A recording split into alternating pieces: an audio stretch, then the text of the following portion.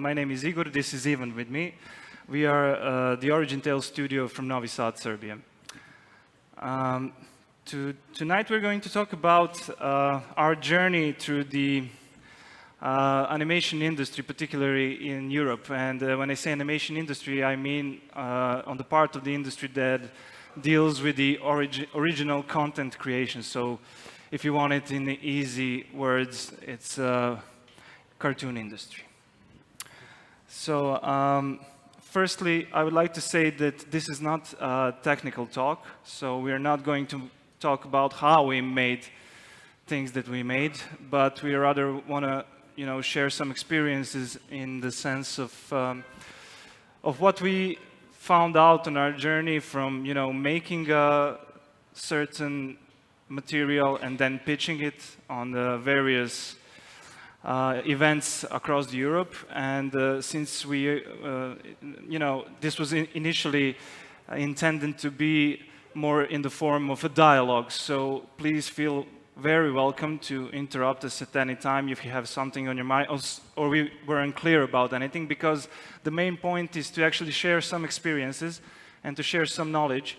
So if anybody who is maybe here and has the idea of starting their own cartoon project or original animation content project, then we think this might be useful. And so there's no need for us just to, speak from one side, but to have actually a meaningful idea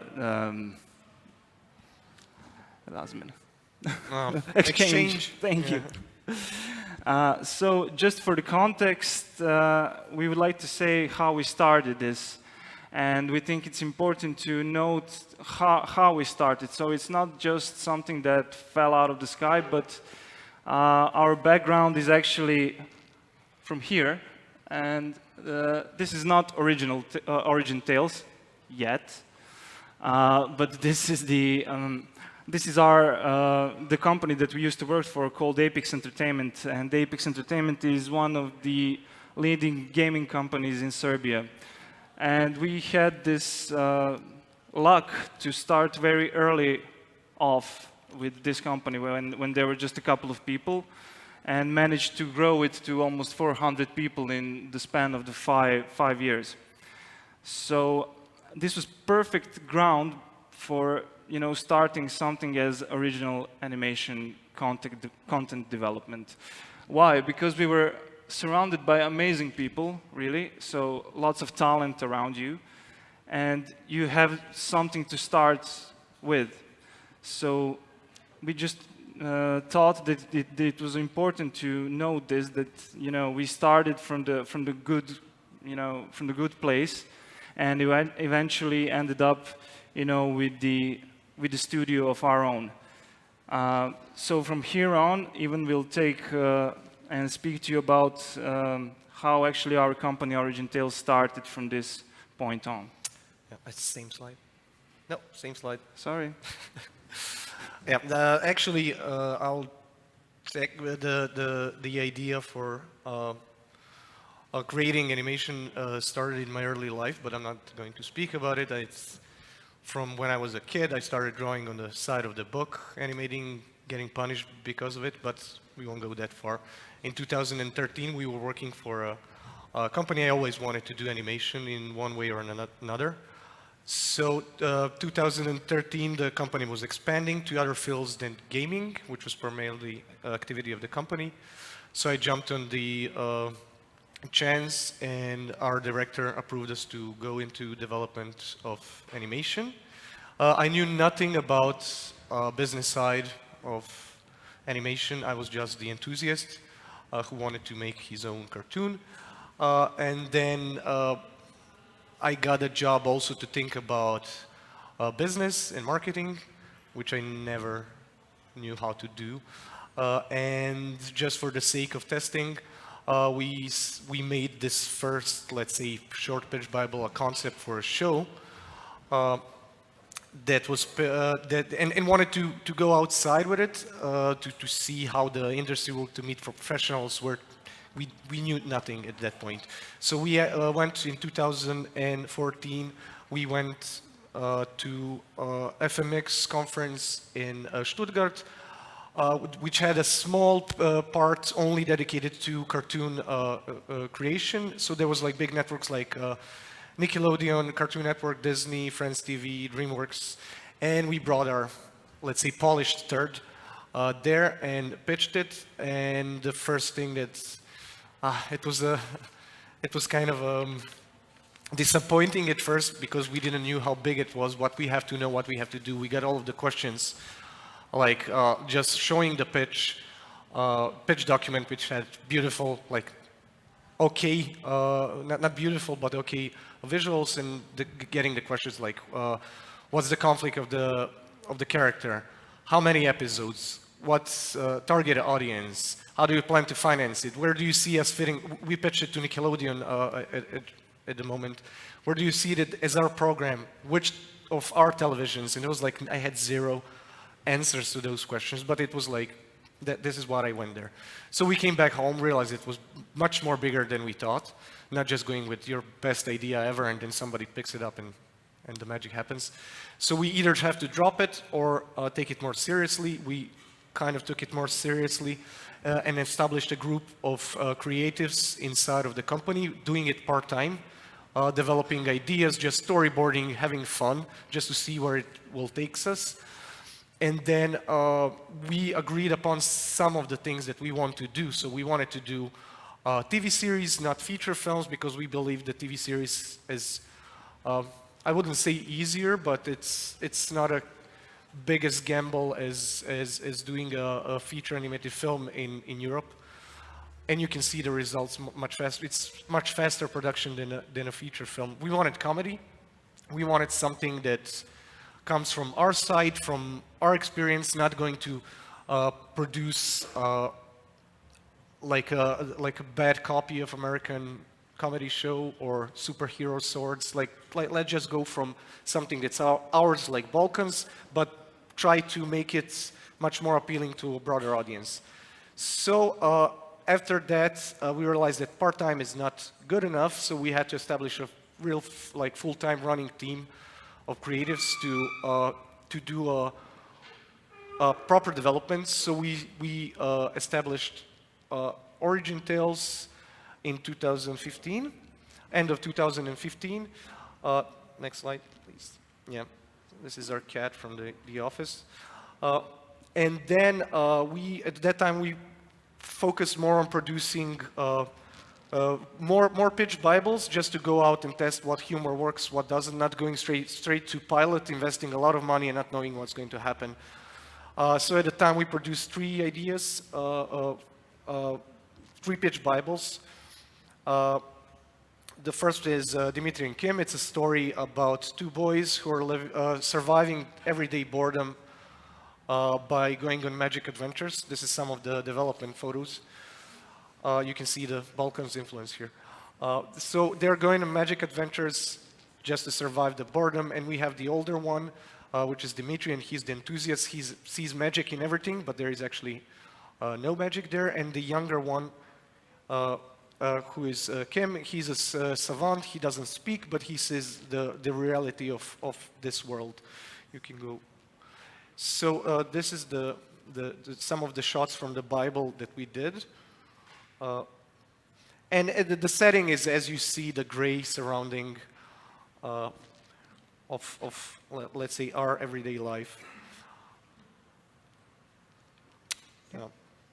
Yeah, and the second show we started developing is called Bekistan. It's about a little girl who got sick of her parents in chores, so she asked the president. She wrote a letter to president to ask for the independence of her room, and by a mistake she got independence.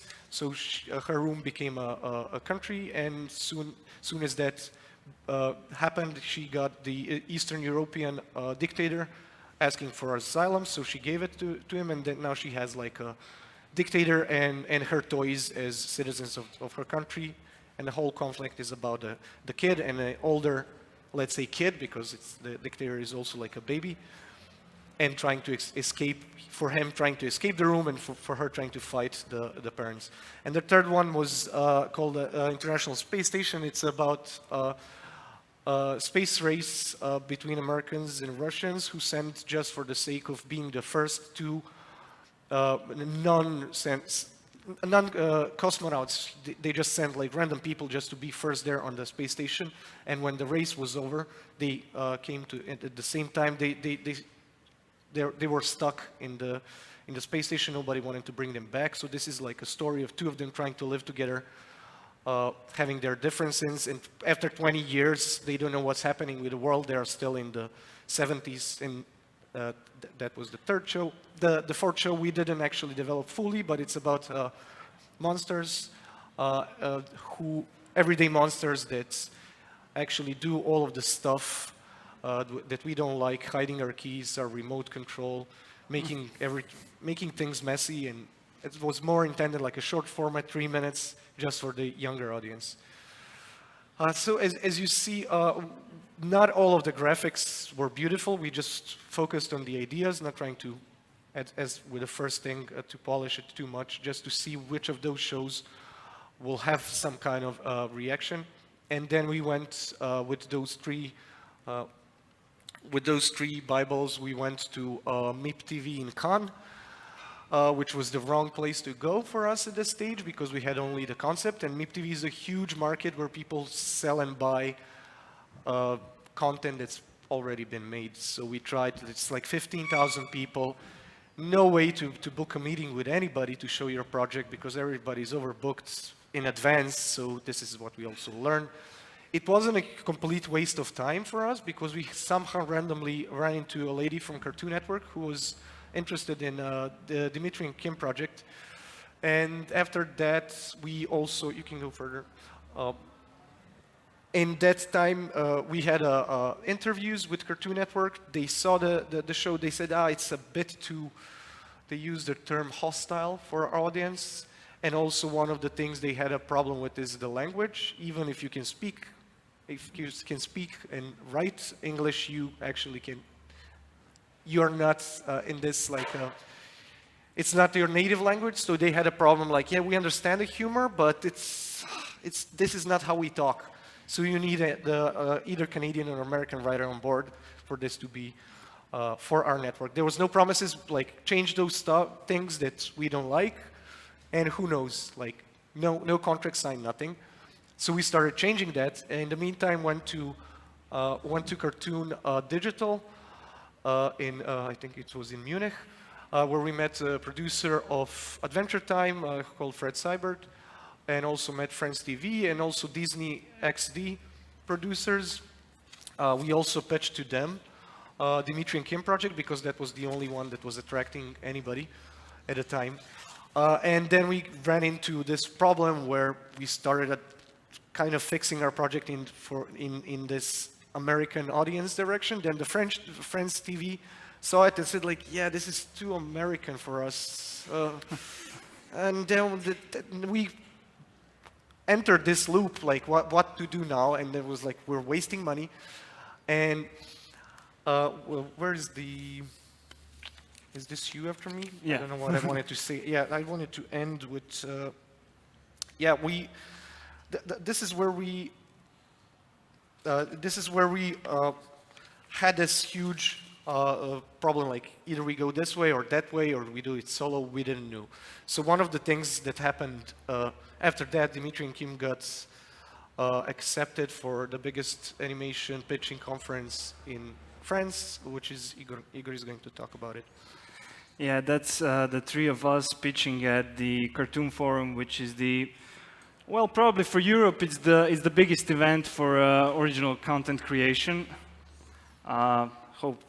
Hopefully nobody's offended, but it's definitely the place where you will meet the big sharks of the industry, and mostly from Europe. But in the recent years, they kind of opened up to the States also. So now you're also able to meet the people from the States, where actually the biggest things happen. And of course, people from, when we were there in the 2018, there were people from Netflix and Amazon Prime. And there is literally no other place in the in the Europe where you can meet those people. So we first of all there is the process of selection. So you apply for Cartoon Forum, and if your project is chosen, then you are able to go. Of course, this doesn't mean that you do not pay to them, because yeah. So it costs a fine amount of money, but you definitely get something from it. The first thing that we kind of found really well, I would say stressful, is that the event is really well structured. So since basically the time you land with a plane, there is a person waiting for you. That person is your guide throughout the whole show. You have one rehearsal, you have the technical rehearsal, then you have the second technical rehearsal. Your time is limited to 10 minutes plus 5 minutes questions and answers. No second less or second more from that. You have like 3 big, the lights that glow like the traffic light, because like and so on. So it kind of adds to the stress a bit.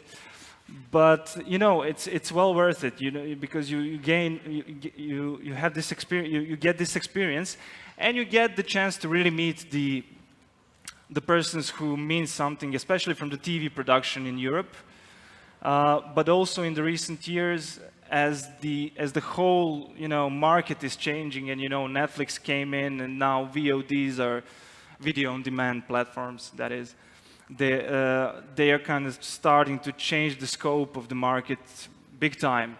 So, if you have any like ideas of making your own projects in this sense, now it's a good time, because the content is needed. Netflix needs a ton of content, and this content also needs to be made in Europe, because there is this law that prevents Netflix from being here if they do not have, like, I don't know which kind of some percent of the European content within their programming. So this was a big school for us. This was the event that we learned kind of really much. And now we can maybe show you what we were, because you're obliged to have at least some material finished in that sense, so you can show it to the pitch. And we made, for that opportunity, we made like a minute and something teaser for the Dimitri and Kim series that we were pitching there. So, and this is it, I think, yeah. According to my map, the wizard should be right here somewhere.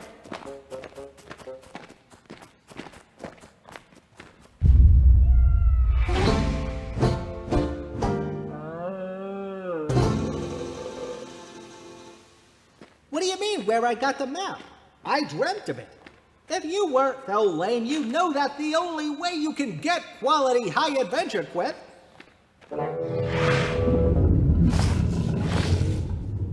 Here's the wizard. Keep quiet, Kim. I'll do the talking. They biting? Ah, great. Me, Noble Knight Dimitri, and my totally lame cousin Kim were told that there is a wizard in these lands. Are you that wizard, oh wizard? Is that not a yes? Oh, wizard, you speak in riddles. I think he may not be a wizard. I think he's a super wizard. My lame cousin Kim thinks you're a rare specimen of a super wizard. Is that correct, oh super wizard?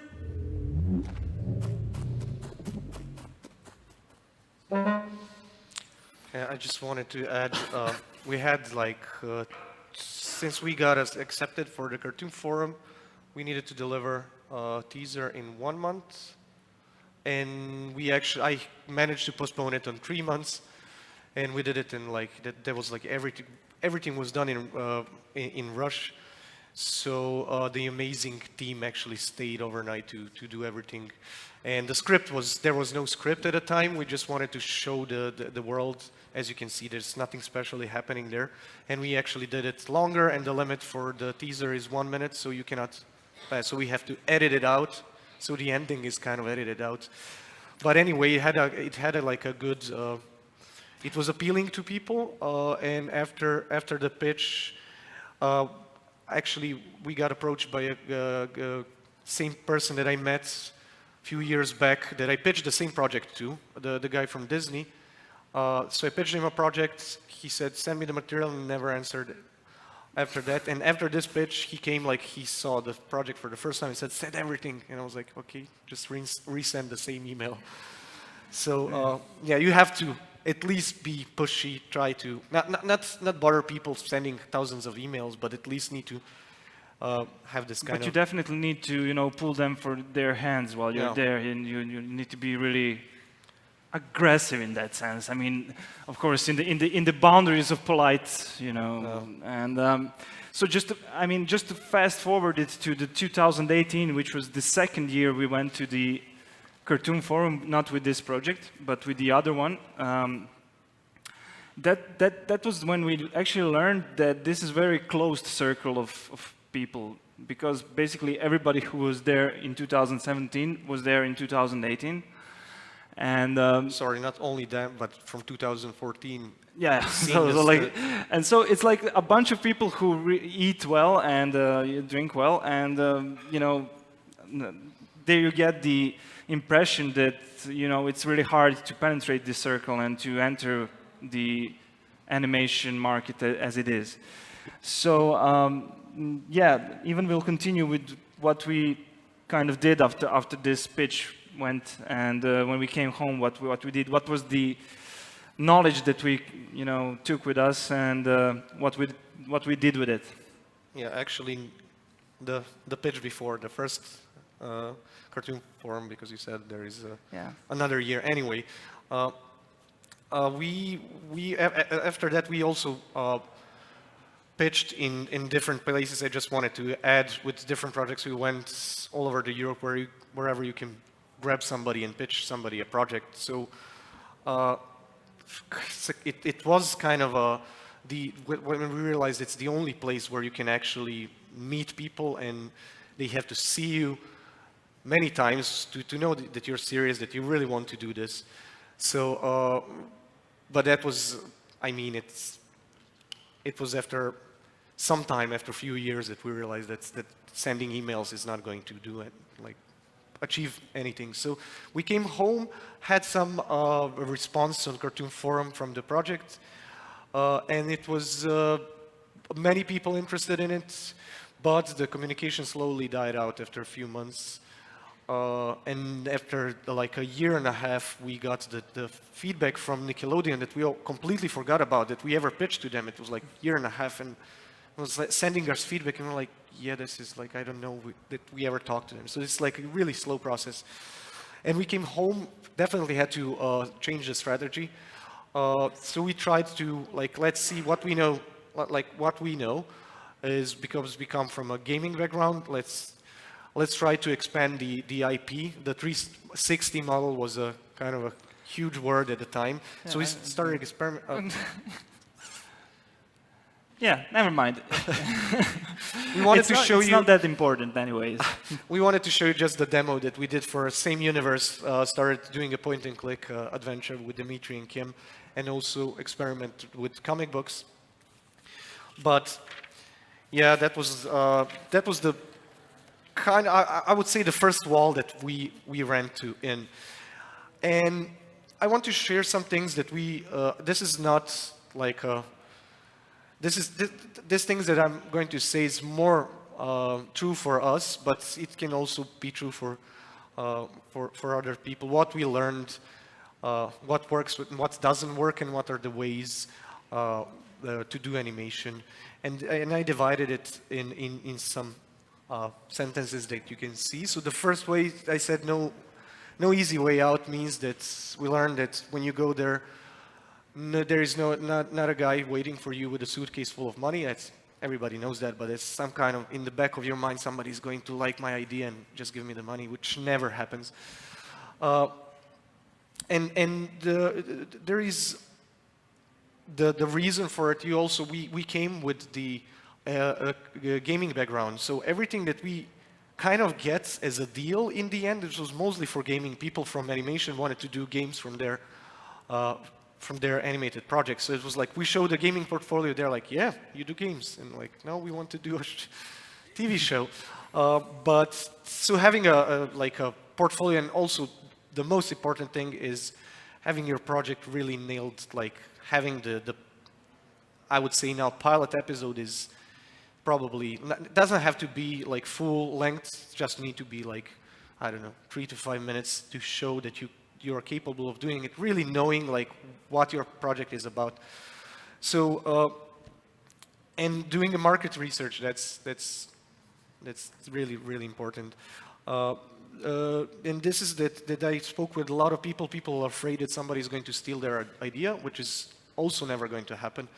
It will happen with big projects like in China, it's happening. They're doing like Frozen and Frozen in China. Yeah, like a copy, like a Chinese version of Frozen. It's like, but with when you're nobody as us doing nobody's going to steal your idea, invest tons of money and gamble with it. That's literally so not wasting time of going and protecting your IP. That's completely never happens. I know some people that I worked with were obsessed about somebody stealing that.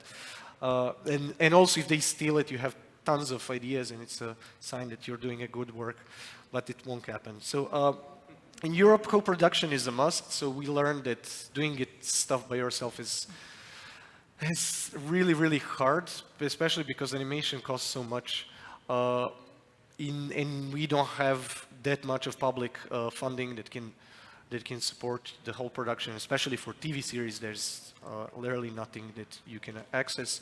And also the reason is you split the risk with whoever is your co-producer, and also accessing their funds, because if they like your project, or in other case you like their project, you can co-finance it and split the risk. And in that sense it's a good way to leave the space for a co-producer to enter. So not for the sake of accessing their money, but knowing what they can bring to the table. Like, are they good in character design? Are they good in writing? Do they have access to, if you co-produce with friends, do they have access to a network, which is a must in TV business? So this is like the only way to do it. Not maybe one, but mostly more co-productions to finish one of the projects like this. Yeah, portfolio, like I mentioned before, we had a gaming portfolio. Having portfolio in animation is the thing that one of the first things that people will want to see after they see your pitch. Like, okay, can these guys, we never heard from them. They're coming from some East European country. Can they deliver what they're saying they can deliver? And that's the build. You all know that building a portfolio is especially if you're doing TV animation. It's like, how am I going? This is my first project. But I will talk about this later. What do you want with a project? That's one of the I think actually the Disney producer asked me this. Do you want to sell it? This is one of the ways to do it. When you sell the project, you know, like whoever gives you money owns the project. That's like, do you want to sell? That's one of the questions the investors and distributors who invest will ask you, like, do you want to sell a project to us, or do you want to do it like in co-production with us, which rarely happens. It happens when you're a successful company and then they want to be part of your, take a part of your cookie. But if you're just based on the idea, there is some places like Nickelodeon has a shorts program. I don't know if it's still alive. We tried it twice. Other networks also have shorts program where you apply with a pitch idea and then finance the pilot, but in the end it's their project. You will just work on the project, maybe not. Depends what they offer to you. Same story with Netflix. If they take your project, it's like this is like heartbreaking thing, like you have to give your baby to somebody, but there is no other way to make it if you don't have money to actually produce it. Okay. Know your project, the thing that I already mentioned, my first questions that I got, like target audience, where do you see the project? Like, what's the length of the project? What is the tone of the project? Because not every TV station has the same tone of if you're doing humor. So if you're going to do Adult Swim show, that's Adult Swim show, you cannot pitch it to Cartoon Network or anybody else because it has adult humor and it's like limited to this network. So really knowing like what you want with your project, not trying to please everybody as we tried, like, yeah, let's, like everybody can have it, but that never happens. Know who are you pitching to. This was also an important thing for me that I learned is like when you approach a person with your project, you have to know what they do. You have to know if they're like, not only which network they come from, but actually what that person does in the company and what he's looking for. Because if you approach a guy who like, that was the, like I will give the example, that was the only person from Amazon. We wanted to pitch our project to Amazon last year. And we approached him, pitched him project, and he said like, but this is adult project, I'm doing kids content. I literally don't know what the guys in adult department are doing. So it's like, just like, there is no point in telling me the pitch. So not wasting people's time and also knowing their shows. Like for example, when we pitched Disney, he told me, don't send me all of the projects, send me one project and send me based on what we, like, you know what our network does, meaning Disney XD, not Disney in the whole as a TV. So those things like really make sense, and people take you more seriously when you approach it like this. There are rules in the sense that you cannot say whatever you want to say. We also learned this by on Dimitri and Kim projects.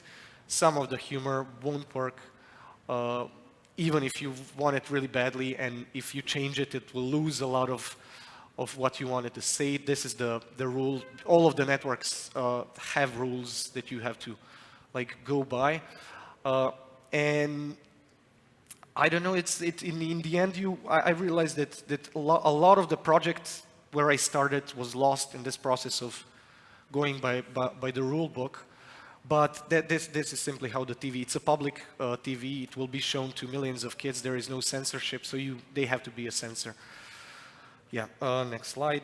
You can do indie in the sense that you don't have to go by the book. In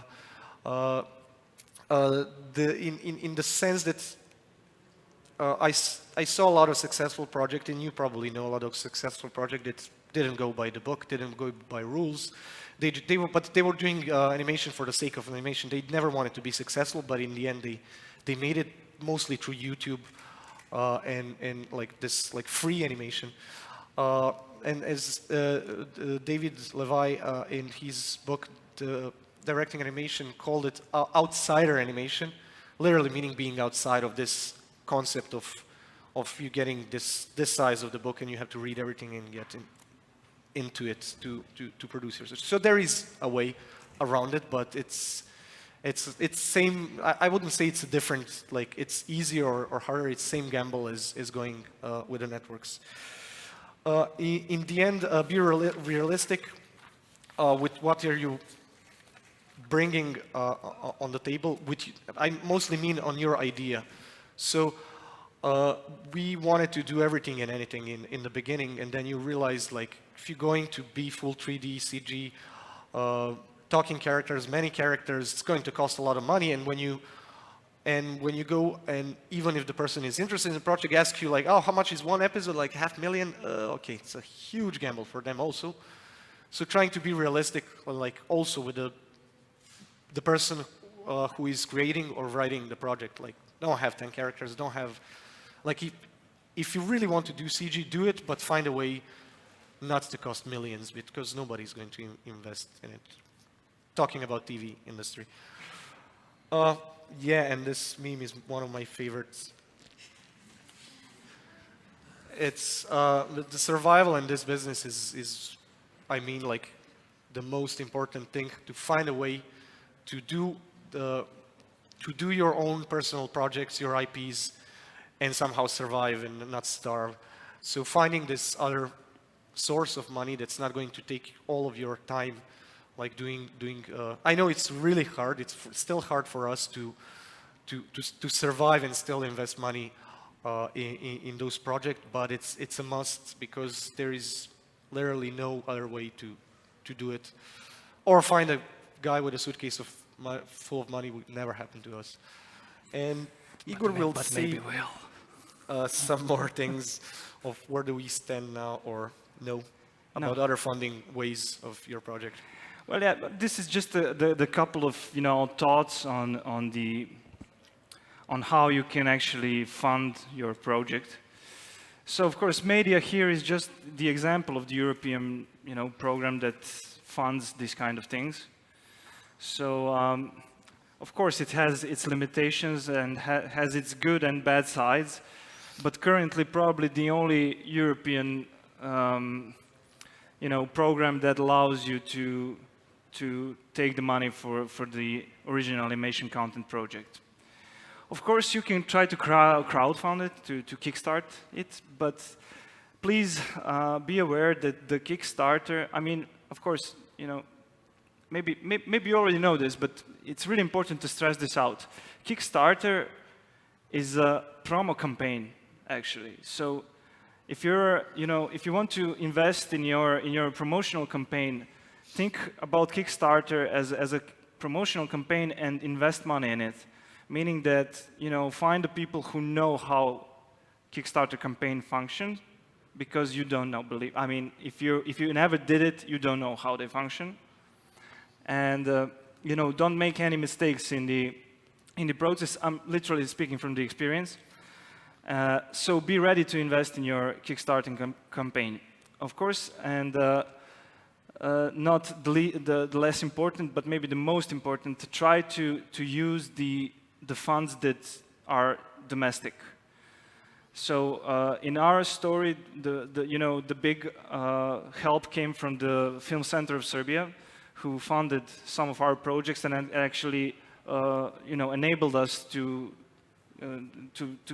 stand from the ground, to actually have something that can be used as the attraction tool for the other funds and for the other potential co-producers. Because when you have nothing, then you're going empty-handed, and talk with the other funds or people or co-producers or anybody empty-handed. But when you have something, so for example, if your pre-production is funded of your project, then you're already in a better position to really close the budget on your project and take it to the place that you want to go. So those are the couple of things about funding. And where do we stand now? Well, we're sitting in front of you. And, and yes, I mean, we, in the end, of course, Origin Tales became a separate company led by Ivan and myself. We also have the people that we work with, but we're generally a small team that is more focused on the development of the projects rather than on the production. But it's not something that we escape from. We just to go into the production, you need to actually do all the things that we talked about during this presentation. So we have the business that is, as Ivan said, that has the part that is, we do outsourcing jobs just because we are really big fans of not starving to death, and that is how we actually keep the things alive. On the other hand, we have this, project-based funding that we look all over the, possible, we try, besides domestically funded funds that we are able to, get, such as Film Center of Serbia, Ministry of Culture, etc., to actually go into the co-productions with the people. And also here is one important, thing. Your best chance for a co-production is near you. So, if you want to go for the co-production budget, the best place where you would like to look for is, Croatia, Bulgaria, Romania. I mean, speaking from the terms of the company from Serbia. Because, you know, it's more, you have more chance that those, you know, funds will be, you know, given to the cooperation that is, you know, neighboring, of the neighboring countries, let's say so. So thanks to the, you know, now just to skip forward to, thanks to the support from the Film Center of Serbia, we managed to get the funding for the production of the Rabbits from a Tin Hat, which is our documentary series that deals with the, you know, the phenomena of psychology, parapsychology, and all the other quirky things in the times of the war. So here are some screenshots from this project. I just want to add, it's also a TV series. Yeah, project. sorry. It is the TV series. And we got partly part of the funding to produce a pilot episode, and now we're going to, now we're seeking for other funds. We're going to apply with our co-producer in Croatia to finish the pilot, yeah. And then we go further with it. The second project is Once We Meet. This is our biggest challenge yet. So it's a very ambitious project. It's a feature animation film that tells about the, you know, that tells about the letters that people sent to each other during the World War II. And we find a great source of inspiration because we had the chance to actually get some of these letters and to read them. And they tell amazing stories about these people. So we eventually decided to try to make the feature animation film about it. Trying, because also this project is in development phase, and it's also we got the support from Film Center of Serbia to finish the phase of development. Then the biggest challenge comes trying to actually produce it. Yeah. This is the Spomenik VR experience.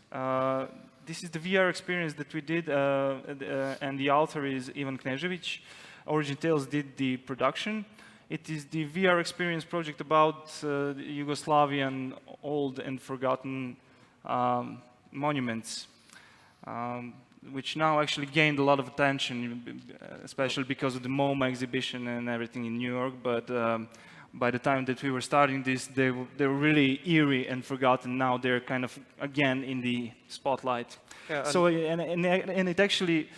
It's basically finished and should have been here in the VR cinema, but I was still struggling with some technical,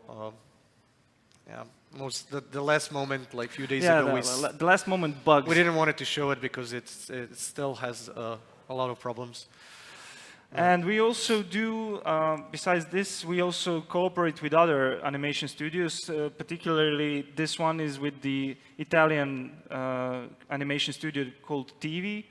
They have this project One for the Road that we co-produce together with them, but we also do, you know, like pitching for them and trying to connect them with the people from the industry. And this project particularly will be presented on the Cartoon 360 because it's also based on the comic book. And Cartoon 360 is an event for projects that are more than just a TV show or animation. So like, because this project is also a comic book, so we're going to pitch it as an IP.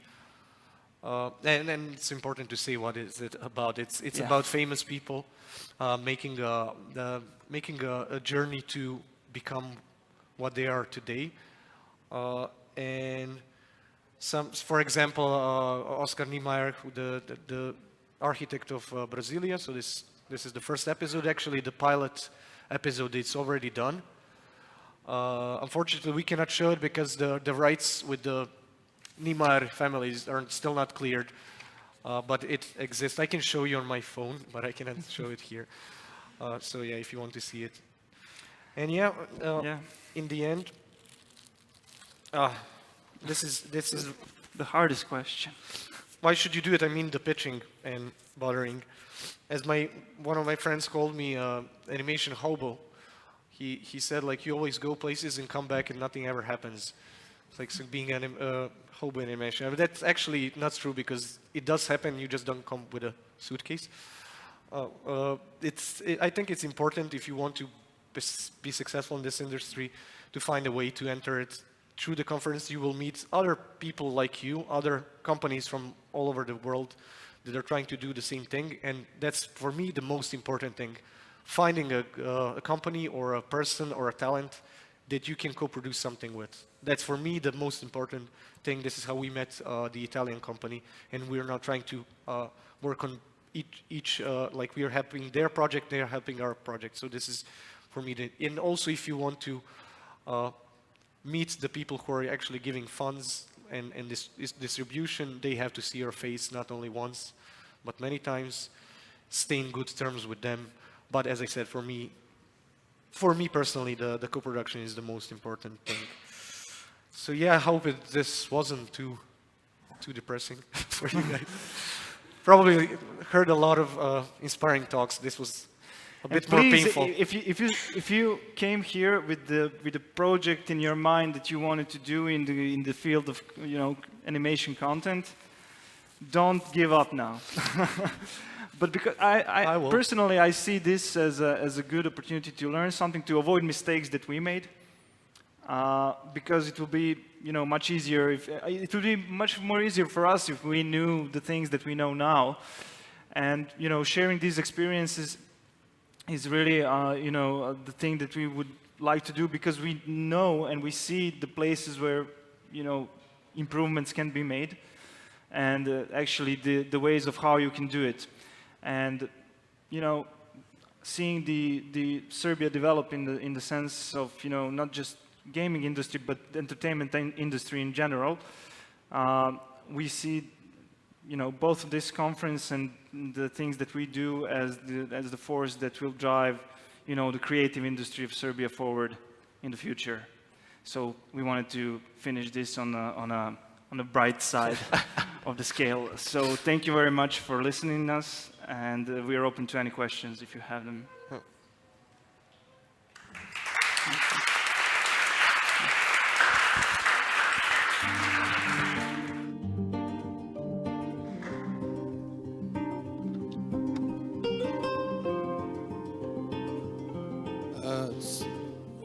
We have a question. Hi. Hi, Boris. Yeah. Hi, Igor and Ivan. I wanted to ask you just one interesting question concerning the things that you said during your wonderful presentation. Thank you so much for sharing your experiences with us. It's amazing journey. But can you, if I were to dissect a successful show, what do you think let us look at like Rick and Morty, something like that, that's really successful. Did they do the stuff that you just said that you didn't do? Did they focus on just one, network and all the stuff that you said? You have to distinguish Europe and America. That's the first thing. And the Rick and Morty was made in America, and it's a completely different system of how you fund a project than in Europe. In Europe, it's the only way to do it is through public funding. All of the, for example, all the feature films are made through public funds. There is no private investments in the game. There is some, but not so much. But for example, for those guys, they were working.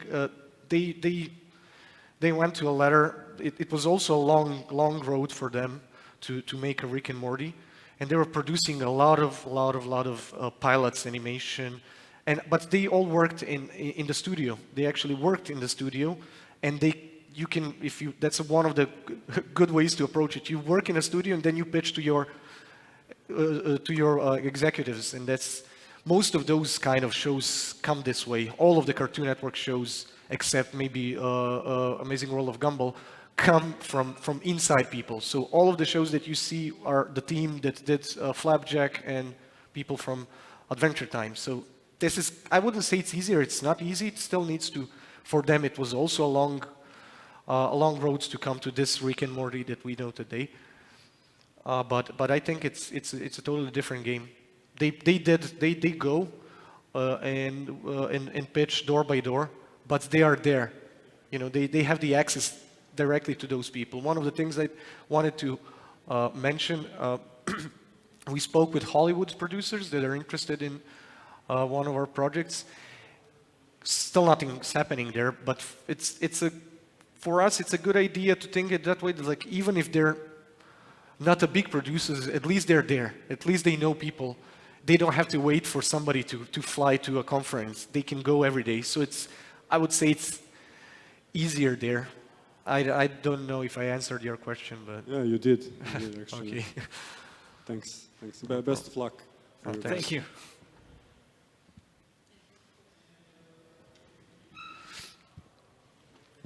Thank you for the presentation. And this is a question that I really like to ask because that way I always have these things in my mind when I'm thinking about, okay, maybe if someday I'm pitching, I will think about these things. And what's the hardest question you were asked during a pitching session? And were you able to answer it? And how did you answer it?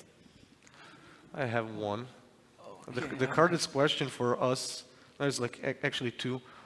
First one was the budget, like how much of this funding we have in place, which is one of the first questions when we actually came. I wouldn't say zero. We had invested some money in the project, but it's not even close. Just for them to see where you stand. Like, okay, you invested this, so you need to finish the pilot this. Maybe we can chip in, but it was so little, and that was like, oh, okay, too low. That was the hard question. And the second hard question for all of the projects, you don't have time to think about everything and anything, especially when you're working on 5 projects. You don't develop it, and then somebody asks you a question that you totally never thought about. This is what you always, like, it happens. You have to have an answer all the time, but I think for this documentary, that the Rabbit from a Tin Hat that we are doing now, before we said it is a TV series documentary or VOD, whatever, and we have like, since it's a documentary and animated, they asked me like, but how do we, like, do you have a narrator in the show? Like, yeah, we do, but can we see a narrator? Like, I don't know, I never thought about it, you know, because I wasn't in this phase where I'm thinking in the script sense, because I didn't have a script at the time, because we won the award in Czech Republic in Visegrad Pitching Forum, and the award just gave us access to Cartoon Forum, even if we weren't ready to go. Like, we don't even have basically went, you know. We went in development, and you don't go to Cartoon Forum when you're in development, and so they were hard questions because we were kind of like, yeah, we're going to think about it, but that's a hard question. I don't know for you. Do you had any? Yeah, subsidies. Subsidies, yeah, that's one of the questions. Yeah, I mean, you know, all of the questions are really, you know, project-based, you know, because I don't have any general question that is, you know, like general hard question. But what would I suggest is that you definitely always know your target audience, because that is the question that they will, you know, if it's not visible from your project, they will ask you the first thing that they will ask you. And then you have to have the clear answer. My target audience is the preschool kids, 6 to 11 years, blah, blah, blah, blah, blah. And it's like, I just wanted to add, that's actually a really good thing, because we learn, it's really hard to know what your target audience is, because when you're creating a show, you're just like, oh, I'm kids, either I'm adults. But then when you go to those age groups, like preschool, and then you have like like in America, you have different categories. In Europe, you have different, and then the networks have some kind of different. So you have to know all of them. And then like, what's your target audience? Kids. Okay, kids, but what age? And then okay, so because it's that age, why is it 22 minutes? Those kids don't watch 22 minutes. And then like, those things you have to really think about it. And you never think about them. And with the target audience, is it mostly demographics, or would it be something like, would be interests, or mostly demographic? No, it's but like when you're thinking about, like, for Dimitri and Kim, we wanted to have this older kids kind of, because it's not for we started as a family. So there is a category called family. For example, if you know the project Amazing World of Gumball, it's family, because all older people, like adults can watch it and kids can watch it. So that was our perfect, but it's really hard to get there. When you have another level of humor that adults can understand and kids don't. So this was our perfect, like what we wanted. But then we had to narrow it because it didn't work. And that's like, they don't speak about graphics. They just speak about the tone of the show. And if it's for young kids, it has to be educational. And, you know, have certain rules. And then, I don't know, kids I don't know what age kids learn about mortality, and then you cannot show that to kids who don't understand the concept. Also, when they understand the concept of money, so those are kind of like, I'm just saying random stuff that I remember from what people told me for the projects, what you can show and what you cannot. That's one way, and the other is like tone of the storytelling. Has to be happy if it's for kids. Thank you. Thank you. You're welcome.